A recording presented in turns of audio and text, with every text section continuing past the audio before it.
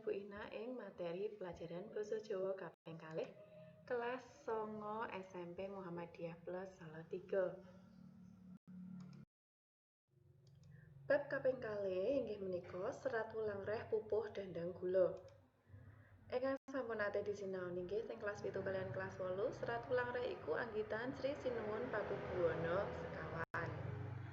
Sri Sinuwun Pakubuwana sekawan iku raja ing Kraton Surakarta Hadiningrat kaping 4. Serat wulang reh kang isine bab pitutur ing sajroning tembang. Anak-anak tesih kelingan to? Tembang maca pat kaya sing wis tau disinaoni kuwi cacahe enten pinten? 11. Nggih, bener. Napa mawon 11 tembang maca pat menika? Ayo, sinten sing tesih kelingan?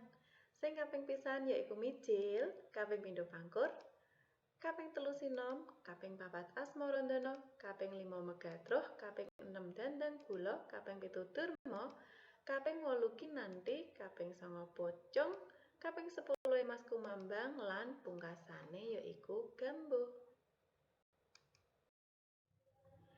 Ing sajroning tembang maca pat, anak-anak tesih kelingan to ana istilah-istilahe. Kaya padha kuwi napa? Ayo. Bait, bener banget. Padha kuwi bait, gatra kuwi baris utawa larik, wanda kuwi suku kata, swara kuwi huruf vokal yaiku a, i, u utawa o. Banjur guru gatra yaiku cacahing baris saben sak pada. Guru wilangan yaiku cacahing wanda saben sak gatra. Guru lagu yaiku tibaning swara ing pungkasaning gatra. Ingkang kedah disinaoni malih inggih menika falsafahipun tembang dandang gula. Tembang dandang gula menika nggambaraken yuswa ingkang sampun sepuh wiwit kedah saged ngatur kabetahanipun agesang. Remen makarya sesarengan saha mbiyantu dumateng bebrayan agung. Watakipun tembang dandang gula yaiku supel, manis, ngremenaken jalaran tiyang sepuh menika ingkang dipun udi saged njumbuhaken kabetahanipun keluarga saha bebrayan utawa lingkungan. Dandang gula padha siji.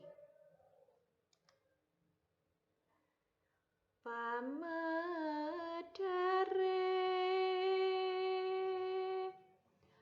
wasitane ngati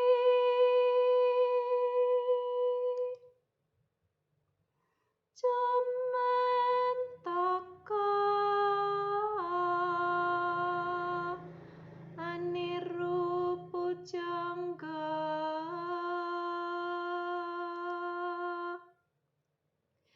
dahat muda ing batine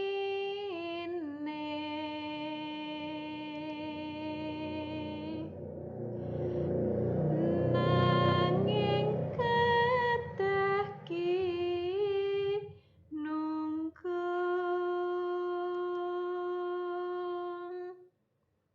datan mroh yen akeh ngesemi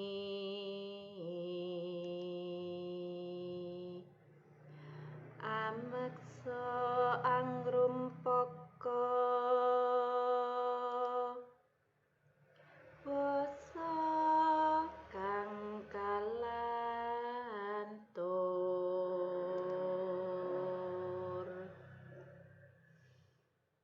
tutur kang katula-tula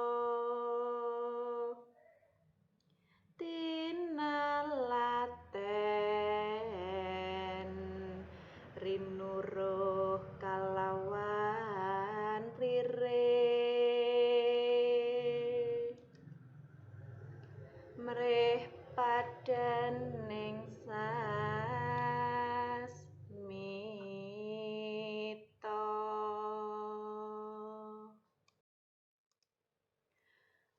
Nah, menika wau bab dandang gula saking serat wulang reh. Sakmenika mlebet ing tugas. Anak-anak, tugas ingkang kaping pisan inggih menika tulisna tegese saben tembung ing tembang dandang gula padha siji mau. Sing kaping pindho, Nembanga banjur rekam suaramu ing WA terus kirim teng WA Bu Ina nggih. Nomere wonten ing sisih niku.